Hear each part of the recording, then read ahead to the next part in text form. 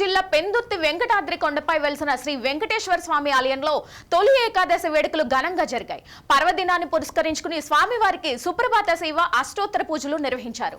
తొలి ఏకాదశి సందర్భంగా స్వామివారికి లక్ష తులసి అర్చన వైభవంగా నిర్వహించారు. భక్తుల రద్దీతో ఆలయ ప్రాంగణంలో ఆధ్యాత్మిక శోభ నెలకొంది.